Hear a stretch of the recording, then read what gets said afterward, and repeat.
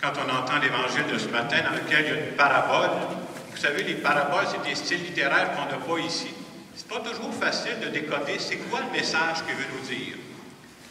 Alors, juste avant de donner ce message-là, j'ai pensé vous conter un fait semblable qui m'est arrivé pour illustrer c'est quoi le message que Jésus veut nous dire. En 1992, moi, j'ai terminé mon bac en théologie à l'Université Laval. Et quand j'ai terminé mon bac, cette année-là, j'ai commencé mon stage en paroisse à Belleuil, parce que je pensais devenir prêtre. Alors, je suis arrivé le mercredi à Belleuil, puis la première fin de semaine, samedi, dimanche, bien, j'ai fait le tour de toutes les messes qu'il y avait dans ces deux paroisses-là où on était. Puis les gens me disaient, bien, bienvenue. On a un petit nouveau parmi nous autres, bienvenue. Puis un jour, ça fera peut-être un prêtre, ce gars-là, on ne sait pas. Alors, les gens m'ont dit bienvenue pendant toute la fin de semaine. Et cette première fin de semaine-là, le premier dimanche où j'arrive en paroisse, je n'avais jamais travaillé en paroisse. Premier dimanche après-midi, surprise. Je me fais voler mon auto. Bienvenue. J'ai été chanceux dans ma malchance parce que le voleur qui a volé mon auto s'est fait arrêter.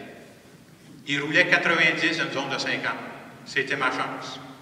Alors, j'ai été obligé de me rendre au bureau de police. Je ne savais même pas que c'était le bureau de police à Belleuil. Je venais d'arriver, moi, là.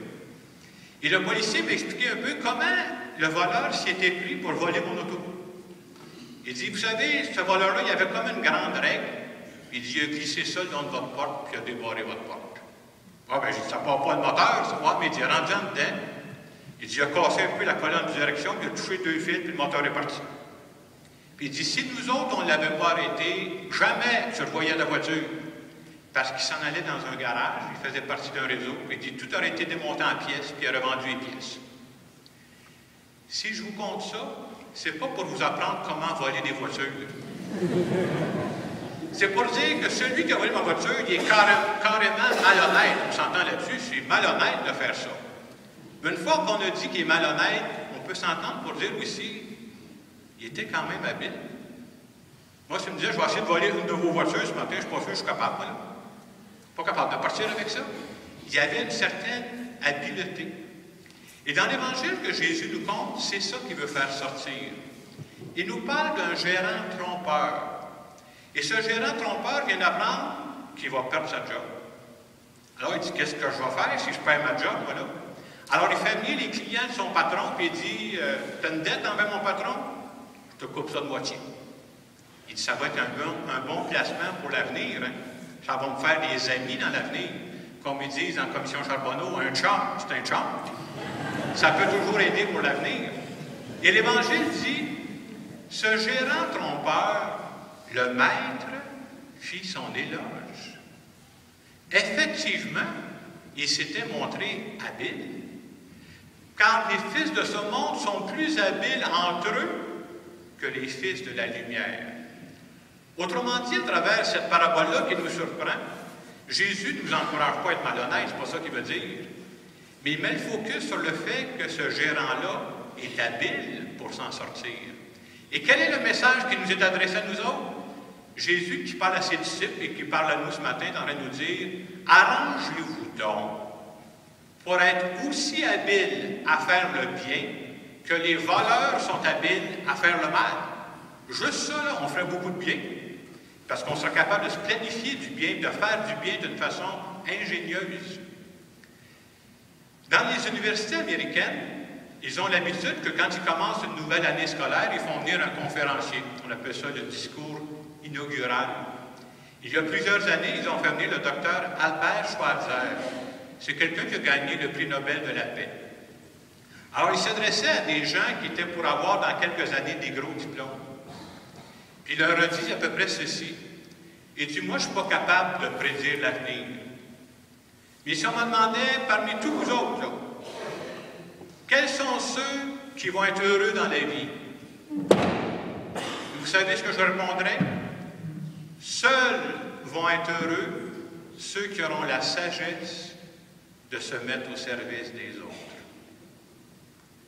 Et je trouve qu'il y a toute une parole de sagesse là-dedans. Seuls ceux qui vont être habiles à faire le bien autour d'eux autres.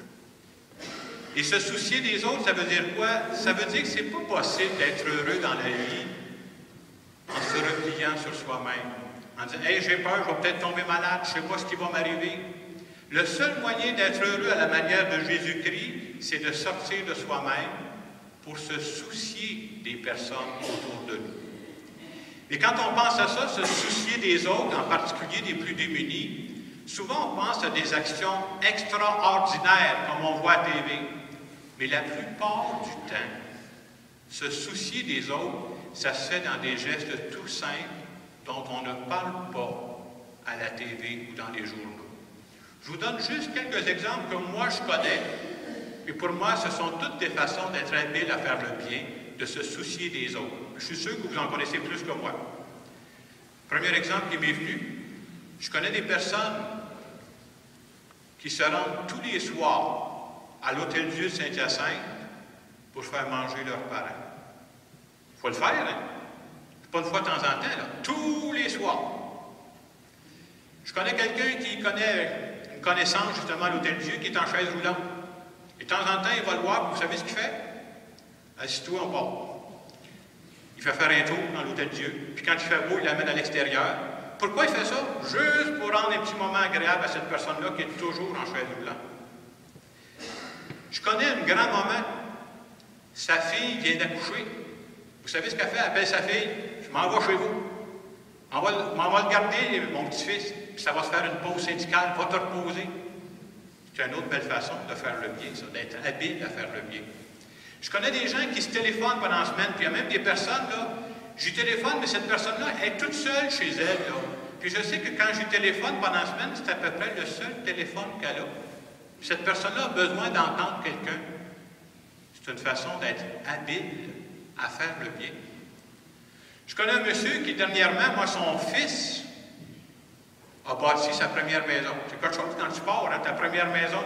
Puis là, il est allé l'aider à faire le terrassement, le gazon, la tour, je ne sais pas trop quoi. Hey, c'est une belle façon d'encourager son fils qui commence dans la vie. Hein. C'est une belle façon d'être habile à faire le bien. Bon, je pourrais terminer en disant que je connais des personnes qui, chaque semaine, vont porter la communion à domicile à des personnes qui sont plus capables de se déplacer. On s'entend dessus que c'est une façon d'être habile à faire le bien. Puis je pourrais continuer la liste, puis vous en connaissez mieux que moi. Hein?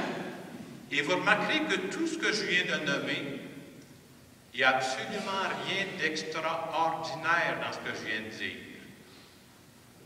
Mais dans tous les gestes que j'ai mentionnés, on peut sentir qu'il y a un cœur qui bat pour les autres.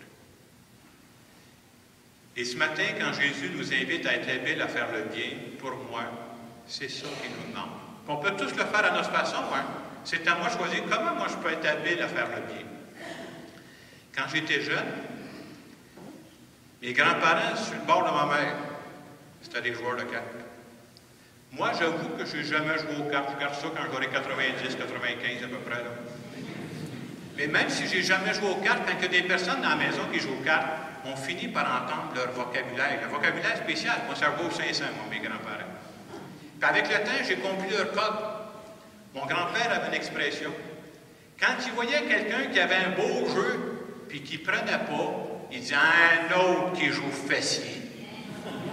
Et c'est comme si dans l'Évangile de ce matin, quand Jésus nous invite à être habiles à faire le bien, il va dire « Hey, contentez-vous pas de jouer fessier avec tout ce que je vous ai donné. Je vous ai donné la vie, je vous ai donné des talents, puis vous restez assis sur votre... C'est ça, vous jouez fessier. On va faire ma job, moi, là. Faut pas trop improviser. Alors c'est ça, ne restez pas à jouer fessier. Alors ce matin, l'Évangile nous invite, Jésus nous invite à être habiles à faire le bien. On pourrait se demander, quelle est ma façon à moi?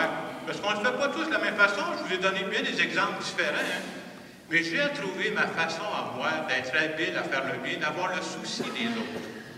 Alors en continuant cette célébration, on pourrait se demander dans quel camp je me situe. Puis vous savez, la réponse est souvent dans l'un et dans l'autre. Est-ce que je suis quelqu'un qui est habile à faire le bien, ou est-ce que je me contente de jouer fessier?